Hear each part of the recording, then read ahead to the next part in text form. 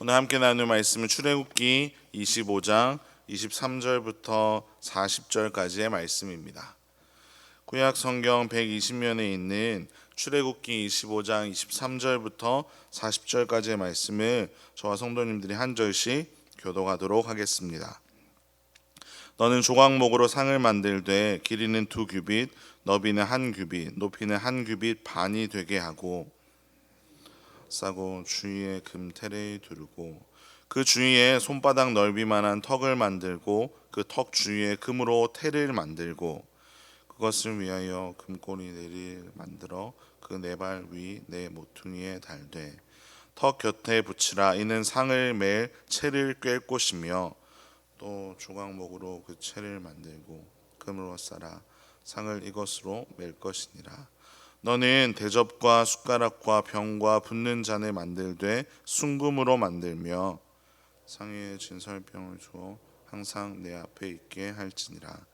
너는 순금으로 등잔대를 쳐 만들되 그 밑판과 줄기와 잔과 꽃받침과 꽃을 한 덩이로 연결하고 가지 6을 등잔대 곁에서 나오게 하되 다른 3가지는 이쪽으로 나오고 다른 3가지는 저쪽으로 나오게 하며 이쪽 가지에 살구꽃 형상의 잔셋과 꽃받침과 꽃이 있게 하고 저쪽 가지에도 살구꽃 형상의 잔셋과 꽃받침과 꽃이 있게 하여 등잔대에서 나온 가지 6을 갖게 할지며 줄기에는 살구꽃 형상의 잔넷과 꽃받침과 꽃이 있게 하고 등잔대에서 나온 가지 6을 위하여 꽃받침이 있게 하되 2가지 아래에 한 꽃받침이 있어 줄기와 연결하며 또 2가지 아래에 한 꽃받침이 있어 줄기와 연결하며 또 2가지 아래에 한 꽃받침이 있어 줄기와 연결하게 하고 가지를 줄기와 연결하여 전부를 순금으로 쳐 만들고 등잔 7을 만들어 그 위에 두어 앞을 비추게 하며 그 불 집게와 불똥 그릇도 순금으로 만들지니 등잔대와 이 모든 기구를 순금 1달란트로 만들되 너는 삼가 이 산에서 내게 보인 양식대로 할지니라. 아멘. 성경 곳곳을 읽다 보면 어떤 의미로 하나님께서 말씀하셨는지 이해가 그냥 되는 구절들이 있습니다. 예를 들어 살인하지 말라, 도둑질하지 말라와 같은 명령은 문자 그대로 그것을 의미하면 되기 때문에 우리는 아주 쉽게 그 의미를 받아들일 수 있습니다.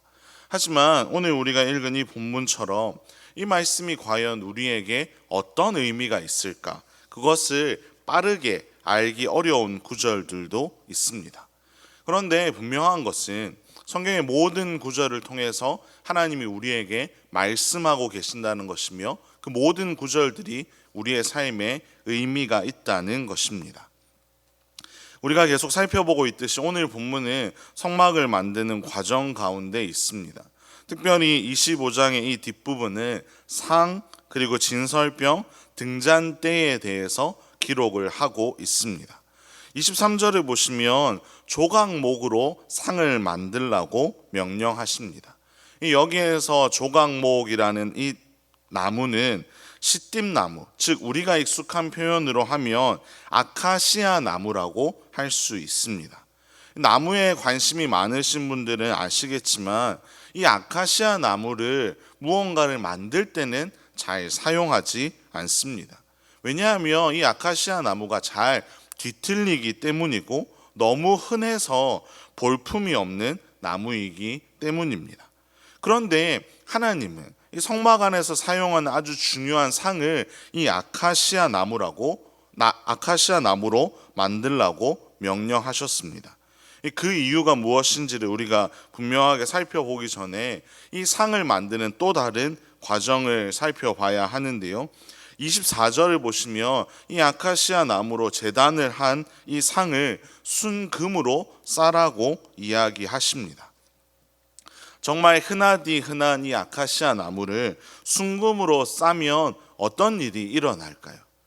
더 이상 우리 눈앞에 보이는 것은 초라하고 볼품없고 잘 뒤틀리는 아카시아 나무가 아니라 커다란 금이 우리 눈앞에 놓여지게 됩니다. 아주 초라한 것은 온데간데 없이 사라지고 그 금으로 덮인 커다란 상만이 우리 눈앞에 놓여 있게 되는 것입니다. 여기서 우리는 하나님의 한 가지 의도를 발견할 수 있습니다. 그것은 정말 보잘것없는 것이지만 금으로 덮여지는 순간 사람들이 금으로 여기게 되는 것처럼 초라하고 흔하디 흔한 우리에게 하나님의 은혜가 덮여질 때 우리가 어떠한 존재가 되는가를 우리는 발견하게 됩니다. 하나님은 구하기 어려운 나무나 나무 자체만으로 아주 화려하고 아름다운 것을 택하지 않으셨습니다. 나무 자체만을 놓고 보면 어디에서나 볼 수 있는 아주 흔한 아카시아 나무를 택하시고, 그 아카시아 나무를 통해 하나님은 우리에게 하나님의 그 은혜, 모든 것을 덮으시고 모든 것을 새롭게 하시는 하나님의 은혜를 바라보게 하십니다. 또한 이어서 진설병을 만들도록 하시는데요, 이 진설병을 문자 그대로 하면 얼굴의 떡이라는 의미를 가지고 있습니다. 즉 하나님의 임재를 상징하는 것입니다. 그런데 특이한 것은 이 떡을 매주 새로운 것으로 바꾸도록 하십니다. 지난 떡은 제사장들이 먹도록 하셨습니다. 왜 하나님이 이 떡을 매주 새롭게 만들도록 하셨을까요? 그것은 이 하나님의 임재를 상징하는 이 떡을 매주마다 기억하도록 하기 위함이었습니다. 그냥 한 번 만들고 영원히 두는 것이 아니라 매주마다 이 하나님의 임재를 위해 성실하게 정해진 방법으로 만들면서 하나님을 기억하고 하나님 앞에 나아오도록 하셨던 것입니다. 마지막으로 하나님께서는 등잔대와 기구를 순금으로 만들도록 하시는데, 여기에 들어간 순금의 양이 얼마인지 39절에 기록되어 있는데 무려 한 달란트입니다. 이 한 달란트를 우리가 잘 아는 단위로 바꾸면 35kg 정도로 생각할 수 있습니다. 그 어떤 불순물도 들어있지 않은 금을 35kg 준비하도록 하셨고, 그것으로 모든 것을 만들게 하셨습니다.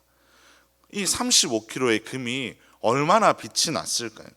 우리가 끼는 반지나 목걸이 같은 것이 그저 몇 돈으로 만든 것인데도 정말로 빛이 나는데, 이 35kg를 돈으로 바꾸면 9,000돈이나 됩니다. 이 어마어마하게 많은 금을 가지고 하나님은 등잔대를 만들도록 하셨습니다. 등잔대 자체만으로도 빛이 나고 등잔대에 불을 밝히는 것으로 하나님은 이 모든 상황 가운데 빛이신 예수 그리스도를 보여주시는 것이었습니다. 사랑하는 성도 여러분, 오늘 우리가 살펴본 상, 진설병, 그리고 등잔대 모두는 하나님과 그리고 그 하나님 앞에 서 있는 우리 자신을 보도록 합니다. 우리는 얼마나 연약한 존재인지를 알게 하고, 우리에게 하나님의 은혜가 얼마나 필요한지, 하나님의 임재가 우리에게 얼마나 중요한 것인지를 깨닫게 하고 있습니다. 저는 새벽마다 이 자리에 모인 우리 모든 성도님들이 이 사실을 지금도 충분히 중요하게 여기며 살아가고 있다고 믿습니다. 부디 이 삶이 중단되지 않고 하나님 앞에 말씀에 귀 기울이고 하나님을 소망하며 하나님의 임재 앞에 엎드리는 우리의 삶이 계속될 수 있기를 간절히 소망합니다. 특별히 하나님의 그 임재 앞에서 우리의 모든 허물을 덮으시는 하나님 앞에 엎드려 하나님의 은혜를 구하고 하나님의 임재를 바라고 빛 대신 하나님의 인도하심을 따라 하나님이 우리에게 허락하신 각자의 자리에서 하나님의 자녀답게 빛으로 소금으로 살아가는 저와 여러분의 복된 삶이 되기를 주님의 이름으로 축원합니다. 함께 기도하겠습니다. 하나님 아버지, 감사합니다. 하나님, 우리의 삶 가운데 우리의 힘으로, 우리의 스스로의 힘으로 살아갈 수 없음을 분명하게 기억하게 하시고, 이렇게 날마다 하나님 전에 나아와 하나님의 은혜를 구하며 하나님을 의지하며 살아갈 수 있도록 인도하여 주시니 참으로 감사를 드립니다. 하나님, 모든 허물을 덮으시는 하나님의 은혜를 날마다 누리며 살아갈 수 있도록 우리의 삶을 인도하여 주시옵소서. 특별히 우리가 과거의 은혜로 살아가는 것이 아니라 날마다 하나님의 임재를 구하며 하나님의 말씀 앞에서 그 말씀을 들으며 그 말씀을 실천하며 살아가는 우리의 인생이 되게 하여 주시옵소서. 그래서 우리의 빛이 되시는 예수님을 바라보게 하시고 예수님만 붙들게 하시고 예수님만 따라 살아가는 우리의 인생이 되도록 하나님께서 역사하여 주시옵소서. 감사를 드리며 살아계신 예수님의 이름으로 기도합니다. 아멘.